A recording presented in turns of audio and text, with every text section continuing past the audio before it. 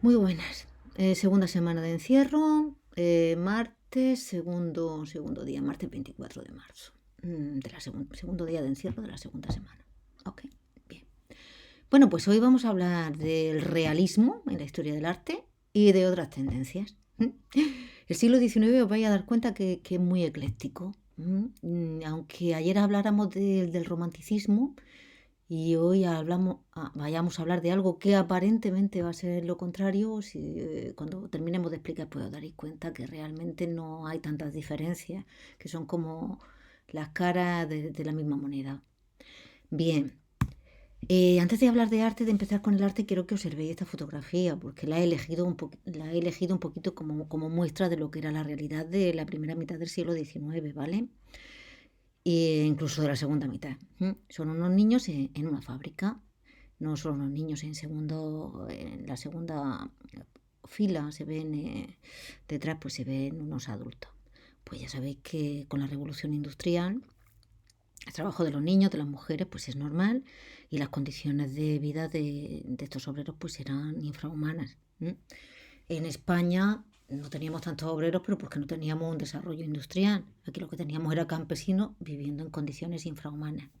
¿Por qué pongo esto? Pues para que sepáis que esa es una realidad que existe. Y es una realidad que el arte aún no había reflejado.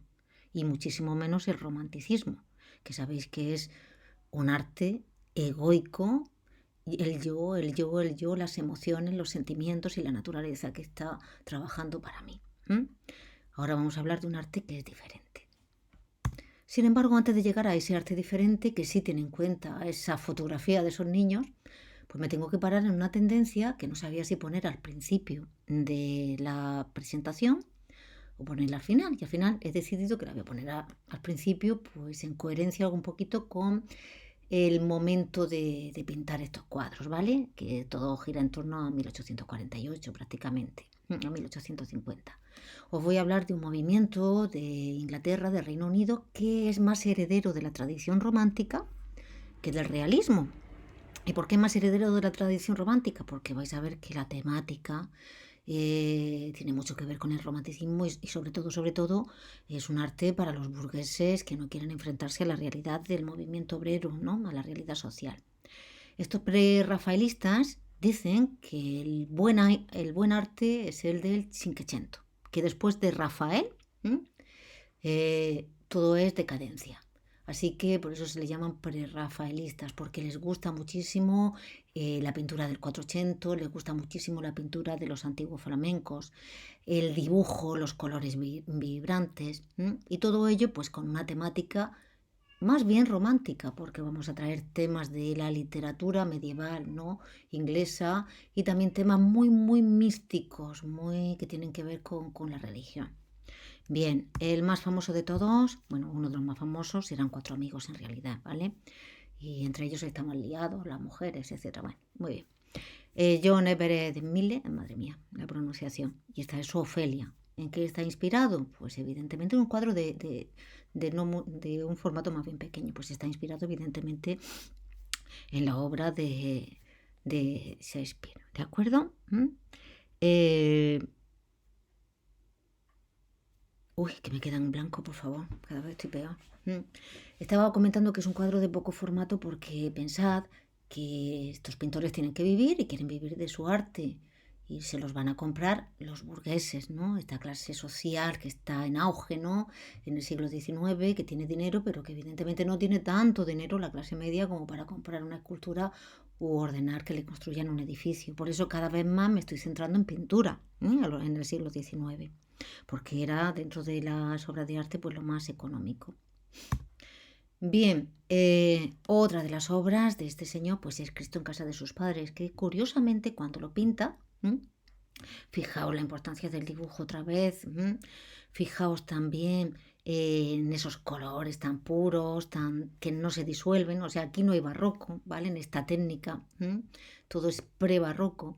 Bueno, pues esto en su momento sí que causó un poquito de impacto dentro de los círculos academicistas de ingleses, porque decían que José, que la escena era como muy cotidiana, que José era como un señor muy de verdad, muy real. Madre mía, pues es como si aquí no hubieran vivido el barroco, ¿eh?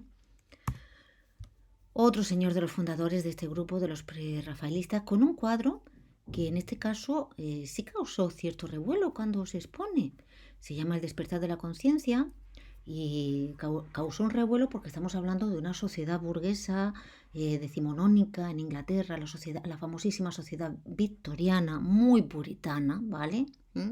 Y aquí lo que se mostraba, lo que se pintaba, era un cuadro que aludía pues, a una relación extramarital, ¿no? Y con carácter sexual claramente. Y ahora os voy a hablar de uno de los más famosos de los pintores prerrafaelistas, que se llama Dante Gabriel Rossetti. La obra que estáis viendo se llama Beata Beatrix, y es una obra dedicada a su esposa que había muerto. ¿Cómo había muerto? Pues se había suicidado con láudano, que, bueno, con una ingesta de láudano, que es como es una de las drogas de la época, y se había suicidado porque había dado a luz a un niño muerto. Entonces esto impacta muchísimo en Dante Gabriel Rossetti, que es un señor que, como se llamaba Dante, en realidad su primer nombre era Gabriel, pero siempre se alternó el orden. Pues él llamaba siempre a su mujer, que no se llamaba Beatriz, pues la llamaba Beatriz en honor de Dante, ¿no? Y esta muerte pues impacta tanto en Dante Gabriel Rossetti, pues que la pinta de forma muy simbólica, porque si os dais cuenta, parece como una mártir, como una Juana de Arco. Hay un pájaro, no sé si decir paloma, que le trae algo, le trae unas flores y un ramito. Bueno, pues eso es el láudano, ¿vale? Y ahí, detrás de ella, en segundo plano, pues vemos a Dante, por ejemplo, y a Virgilio, probablemente. Es una obra que todavía, pues, todavía no se comprende bien, 100%. Estas son otras obras de Dante, del mismo autor, de Rossetti, con una representación de la mujer muy característica. Y son obras pues que evocadoras, con mucha importancia del dibujo, sugerentes y sobre todo hablan de un mundo que no es real, que no existe. Es un mundo de la imaginación elitista también. Y nos vamos al último de los prerrafaelistas, ¿de acuerdo? Aquí tenemos a este señor, Edward Burne-Jones, madre mía. Y fijaos la obra se llama Entre las ruinas, ¿no? Entonces, ¿qué tenemos? Unos personajes sacados desde el 480, pero con cierto aspecto moderno, como muy decorativos, muchísima importancia del dibujo. En las ruinas hay una especie de puerta que semeja a una portada o renacentista, de acuerdo con sus putti ahí, con esos elementos arquitectónicos clásicos. Y entonces esto es como mi visión idealizada de lo que fue el 480, que a su vez era una visión idealizada de lo que fue el mundo griego y romano. Y en esta obra, que es famosísima, pues relata uno de los mitos fundacionales de la literatura inglesa, que rodea a Merlín. Ahí tenemos a un Merlín joven que evidentemente está enamorado por esta maga que después se lo va a hacer pagar bien caro. Y ahora por fin nos vamos al realismo. Y el realismo va a surgir en Francia. Y va a surgir en Francia como reacción probablemente al fracaso de la Revolución de 1848. ¿Qué pasó en 1848? Que en Francia se asiste a la tercera oleada revolucionaria de carácter liberal, pero con un añadido: la pulsión democrática, porque no solamente eran los burgueses pidiendo una monarquía constitucional normalita, no, se pedía una república de carácter democrático por fin. Y ahí estaba, en 1848 ya estaba ahí el pensamiento de Carlos Marx, ¿vale? Aflorando. Evidentemente, la democracia no va a triunfar después de esta revolución. Y en 1871 sabéis que hay otro movimiento revolucionario que se va a llamar la Comuna de París, también con matices demócratas y socialistas fundamentalmente. Entonces, durante este periodo va a actuar el realismo. ¿Y qué es el realismo?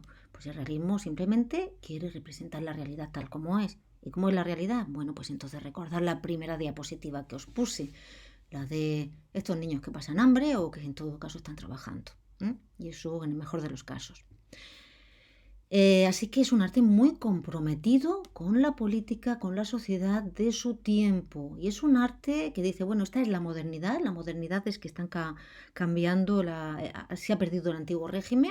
Estamos viendo cómo surgen las clases sociales y estamos viendo cómo surgen las situaciones de desigualdad incendiaria. Y nosotros queremos reflejarlo con apariencia de objetividad, ¿vale? No nos sirve el romanticismo, dicen, porque el romanticismo al fin y al cabo era como escapar, ¿no?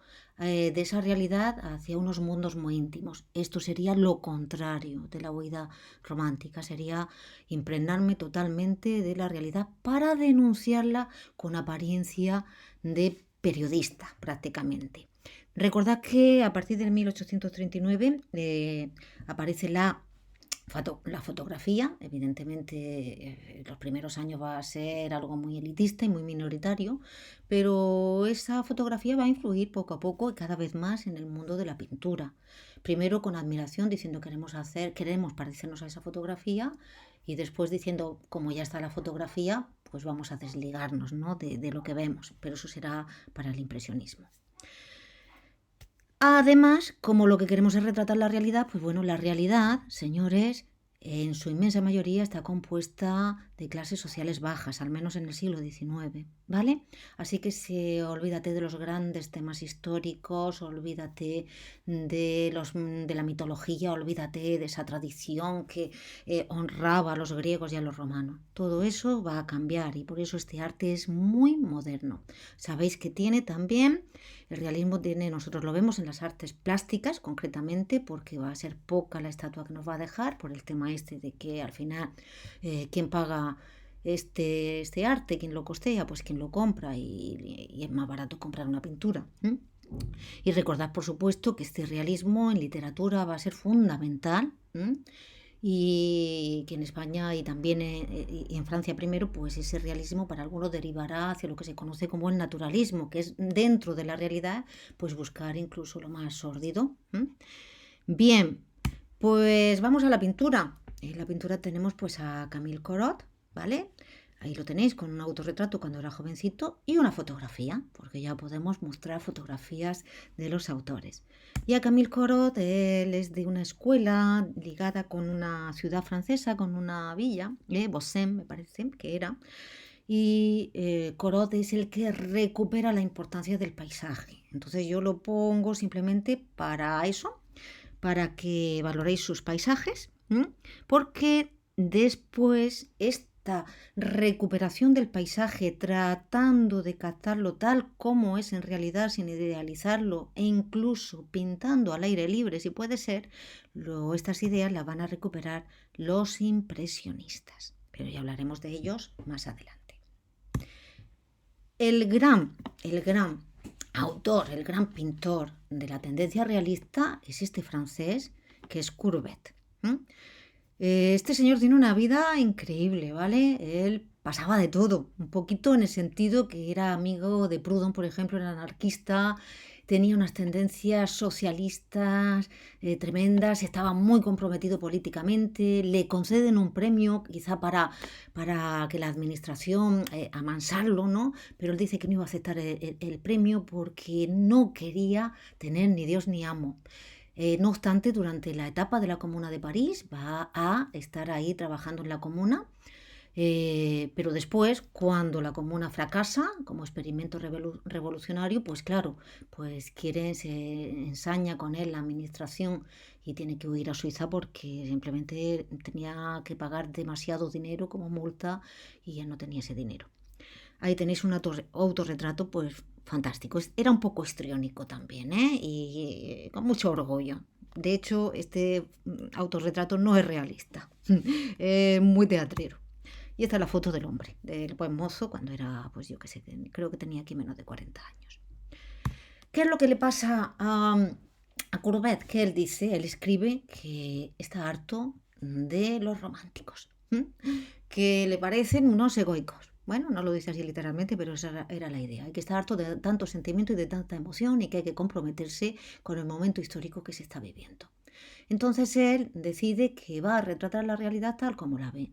Y ahí os encontréis, por ejemplo, con estos cuadros que pintaba en un primer momento, porque se vendía muy bien entre los burgueses, porque a los burgueses, fijaos que esto tiene algo que ver con esos retratos que a veces los abuelos, no retratos, perdón, esos bodegones, esos paisajes que a veces nuestros abuelos han colgado en sus comedores, ¿vale?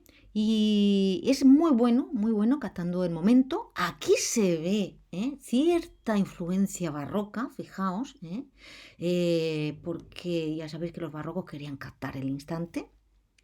Y este señor pues finalmente va a trabajar en cuadros bastante grandes. Este es uno de los más famosos. Este es un entierro, se me ha olvidado ahora mismo el nombre de dónde entierra, ¿vale? Ah, a ver, esperad un momento. Ya lo tengo.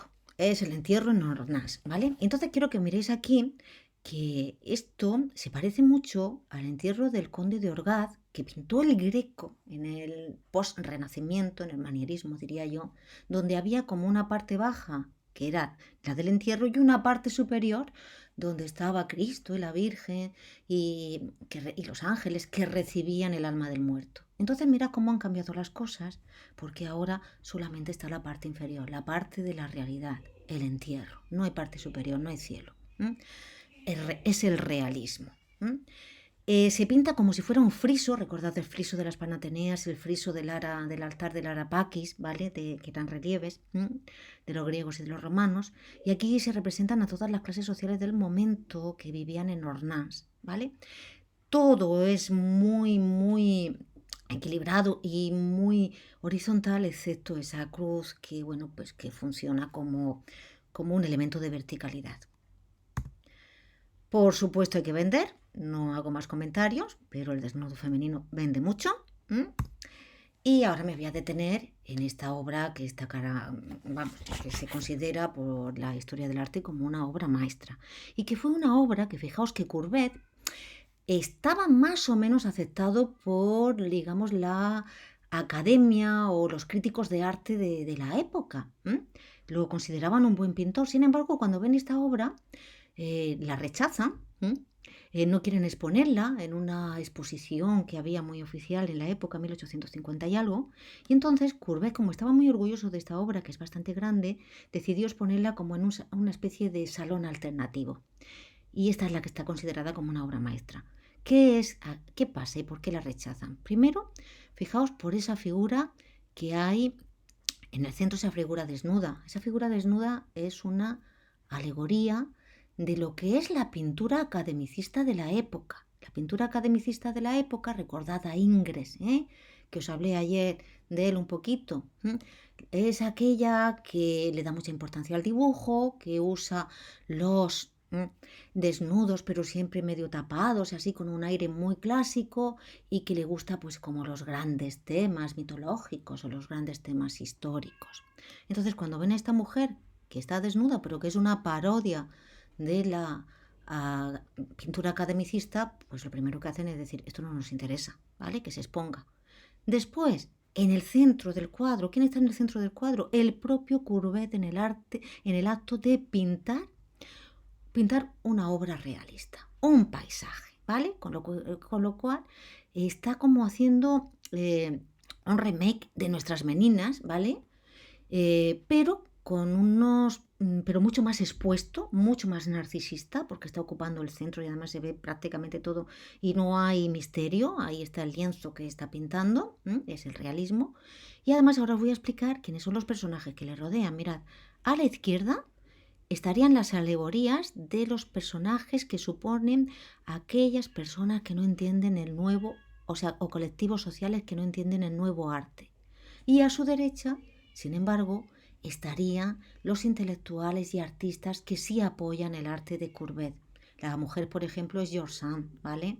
También está por ahí Baudelaire escribiendo. En la izquierda, entre los que no apoyan su arte, pues hay pues muchos símbolos, el símbolo de los grandes terratenientes, el símbolo de la burguesía que está enfrascada en no ver la realidad, etc. Bueno, pues quizá por todo esto que os estoy comentando, esto supuso en su momento pues una obra rechazada. Y aquí tenéis al retrato de su amigo, el anarquista Proudhon, en familia. Y otra obra que la pongo simplemente porque en la que intentaba reflejar pues qué se hacía en la Francia los domingos por la tarde, y que también fue un escándalo. Ya os explicaré por qué cuando lleguemos al impresionismo. Pero vamos, que las chicas que estaban así tan felizmente durmiendo en la orilla del Sena o de cualquier otro río, en la ribera, pues podrían ser muy bien prostitutas. Vamos a dejar a Courbet por aquí. Después me referiré a él cuando hablemos del impresionismo. Y me voy a ir a otros pintores realistas franceses muy famosos, porque ¿quién no ha visto estas dos obras que voy a poner ahora de Millet? Millet es un señor que estuvo años en el campo estudiando, mirando a los campesinos trabajar para tratar de congelar en un dibujo, digamos, la esencia de lo que es el trabajo del campesinado visto, aunque sea realista, visto desde un punto de vista dignificador, ¿vale? Porque es muy monumental, muy digno. Es como transformar a estas espigadoras en diosas griegas, Cuela. Es como una forma muy, muy potente, muy monumental de decir yo estoy a favor de la gente del campo y lo quiero representar con mucho amor y mucha fuerza. Y aquí es una versión menos realista, que enlaza más con la tendencia romántica, porque pensad que los románticos también están al mismo tiempo pintando que esta gente. Quizá los románticos son anteriores y cuando pintan los realistas el romanticismo va en declive, pero es muy reciente. Entonces hay como una especie de... Esto es lo bonito del siglo XIX, hay como mucho diálogo entre las distintas tendencias. Y esto es una versión como más romántica, ¿no? Con ese paisaje que es otro protagonista del cuadro y que sirve como fuente de emociones. Por supuesto que nosotros también tuvimos algún pintor realista, son poco conocidos, ¿no? He elegido a Ramón Martí y Alsina y he elegido este cuadro porque si hay algo típico del español, según ciertos estereotipos, pues es echarnos la siesta. Ahora bien, este señor es un burgués, que los pintores del 19 españoles, la mayoría, quieren vivir de su arte y saben quién compra. De todas formas, tampoco teníamos mucha industria con muchos obreros que lo estén pasando mal porque somos un país poco industrializado.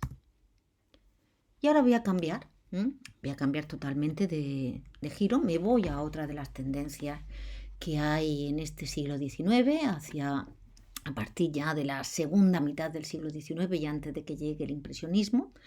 A veces van a convivir los pintores de los que voy a hablar ahora, van a convivir un poquito con el impresionismo. Y es una tendencia que surge también en literatura, pues igual que el realismo, igual que el romanticismo, y surge a partir de, en las artes plásticas por lo menos, surge a partir de la lectura de una obra fundamental en la historia de la literatura universal, que es la de Las flores del mar. Vamos a leer parte de un fragmento, ¿vale?, de esta obra. El diablo es quien maneja los hilos que nos mueven. Atractivo encontramos en lo más repugnante. Cada día al infierno descendemos un paso por tinieblas hediondas y espantosos lugares. Igual que un libertino que besara y mordiese el seno maltratado de una vieja ramera, robamos al pasar un placer clandestino que exprimimos lo mismo que una naranja seca. Espeso, hormigueante como 1.000.000 de elementos, un pueblo de demonios hierve en nuestro cerebro y cuando respiramos bajan nuestros pulmones, como un río invisible, la muerte, el paso quedo, etcétera, etcétera, etcétera. ¿Qué habla aquí en Las flores del mar? Mira, diablos, repugnancia, bajar al infierno, tinieblas hediondas, espantosos lugares, libertinos o mordiendo, o sea, imágenes bastante contradictorias. Un libertino que va a un prostíbulo, pero en el prostíbulo está mordiendo el seno de una vieja ramera. El placer, la sensualidad. Pero todo esto con imágenes muy heterogéneas, muy extrañas. Es la imaginación al poder. Con esto sí enlazamos más bien con el romanticismo y también el subjetivismo. Otro señor que se podría clasificar como simbolista es Edgar Allan Poe, con sus cuentos de terror. El terror, lo macabro, también les gusta a los simbolistas. Se dice que el simbolismo es, digamos, un arte que reacciona contra una realidad que no le gusta, contra esa modernidad, porque esa modernidad no le gusta, pero reacciona a la manera más allá de los románticos, ¿no? O sea, es como si la vía abierta por el romanticismo hacia la subjetividad, esta gente ahondara aún más en ella. Autores románticos por excelencia, Gustave Moreau. Mirad que a la hora de la técnica, pues formalmente pues es como si volviéramos otra vez a usar el dibujo, a darle importancia al dibujo. Los temas otra vez son muy imaginativos, nada de realidad, es como una reacción a ese realismo que ha estado trabajando antes que ellos. Esto es Salomé. Y hay un señor que es fascinante, que es un señor que va a abrir una puerta nueva, la puerta del mundo de los sueños, de lo más íntimo, y que se llama Odile Redon. Y otro señor también en Francia, ahí lo veis su nombre, pues que este tiene un puntico también místico, y es como una reinterpretación de lo subjetivo con lo religioso. Y esto es, lo que tenía que comentar hoy, la segunda sesión de arte. Ahora me pondré a escribir alguna actividad para que saque la respuesta de lo que acabo de explicar, sencillito, para que no dure más de 20 minutos, por favor. Y mañana empezamos con lo grande, con el impresionismo, ¿de acuerdo? Venga, mucho ánimo. Estoy pensando, ya veremos cómo lo concretamos, en que si no este viernes, el lunes que viene, pues vamos a ver si podemos quedar todos en una class room de esas, todos al mismo tiempo. Ya me diréis qué os parece si tenéis las posibilidades. Venga, mucho ánimo y un abrazo. Os echo de menos. Hasta luego.